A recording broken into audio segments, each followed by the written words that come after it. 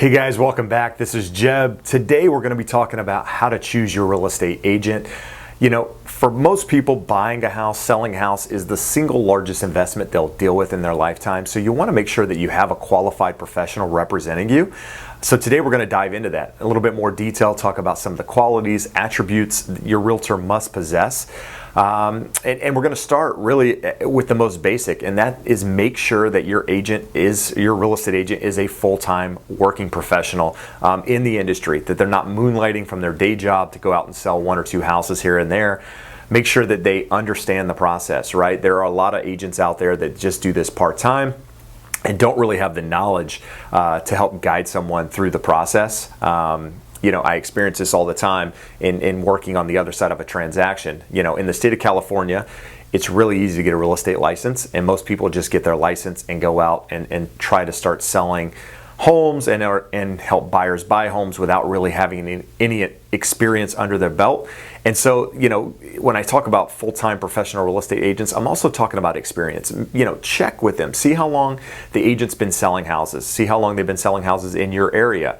You know, because that's important, that they not only understand you know, the market, but they also understand how to guide someone through the process, right? Working with a first-time home buyer is completely different than working with somebody that has sold 4 or 5 homes.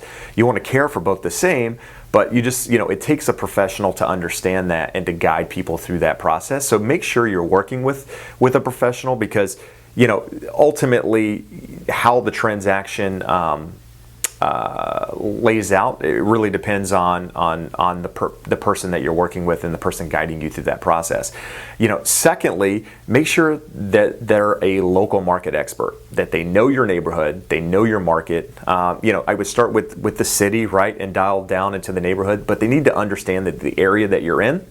In California, you know, houses are spread out, so you know, a lot of times you're not just selling in one particular neighborhood, you're selling in cities and suburbs outside of the city that you're actually in. But they should understand the market, and that goes for wherever you are. They should know the neighborhood, they should know the schools, and they should be able to talk about this, because if I'm representing a seller, you know, I need to know about the schools and the areas around it so that I can sell it to buyers. And on the buyer side, you know, those are important questions. If they have kids and, you know, the kids are growing up in the school district, they need to know the area and the surrounding, you know, and the surroundings of the community and what have you. So, you know, for me as a real estate agent, I have boundaries. Like, I won't travel outside of certain areas, primarily because, you know, I don't know those markets, and, you know, I want to do a service for my client. And so it would be a disservice in listing homes in areas that I don't know and don't understand, and or representing a buyer in those areas. So if I have something that shows up in those areas, I refer it out,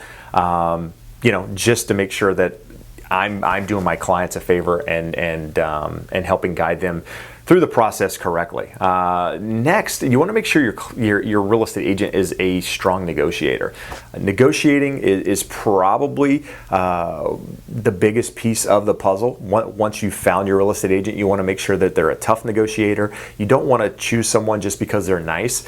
You want to make sure that the agent understands how the negotiation process works and can guide you through that process, right? And representing buyers, you need to be able to you know, kind of lay out a strategy and help them in the negotiation process, because, you know, in a lot of cases, you know, buyers don't do this routinely. This isn't something they do on a daily basis, so you got to help guide them through the process. And the same thing is with sellers. If you've dealt with enough buyers in your time, you understand how they work and can guide them in that process. So for most people, getting an offer accepted isn't, you know, the end of the negotiation. That's really where the negotiation starts, because that's when things start to come up, from repair requests, from appraisals, from different items that are done during the process, where you have to negotiate again. And you want to make sure that you have someone who can do that and understands the process.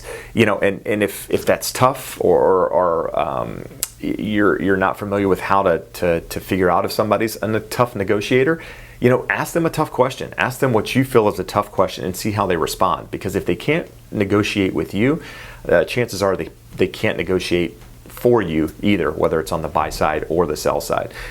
Next, you want to make sure your real estate agent has systems and processes in place to kind of guide you through the process. You know, once a deal goes into escrow, there's a lot of parties that need to be updated, that need to stay on the same page for the process to flow smoothly. And you want to make sure that your agent understands that, which brings me to the last one, is really communication and availability, right? It's very, very often that I get a call from a buyer and or a seller, and they're like, wow, you picked up your phone. I'm like, yeah, of course I picked up my phone. It's because they called agents before that didn't pick up their phone. And being in the business, so often I call agents on the other end and never hear back. So make sure you're dealing with an agent who does pick up the phone, who does call you back, whether it's text or what have you, whatever their communication style, just make sure they're getting back to you and updating you, because really communication is the key to keep the process running smooth throughout the process. That kind of was redundant there, but to keep the process running smooth. So you want to make sure your agent is available, and their communication style is open, and that they touch base and respond accordingly. Now, there's a lot of other attributes that your agent should have. They should be honest. They should have experience. You should read their reviews. There's a lot that goes into it, but I would say that start with a professional. Make sure they know your market. Make sure they can negotiate. Make sure they have the processes in place, and make sure that the communication's there and that they're available. I think if you start there, chances are you'll end up with a quality agent, somebody that can guide you through the process, somebody that you're very happy with. If you need somebody, if you don't know an agent, need a referral to an agent, reach out to me. I network with agents all over the country. I can definitely refer you to someone. And if you're local and you don't have an agent and want to talk, would love the opportunity to help guide you through the process as well. So I appreciate you taking the time to watch, as always, and we'll see you again soon. Have a great day. Bye-bye.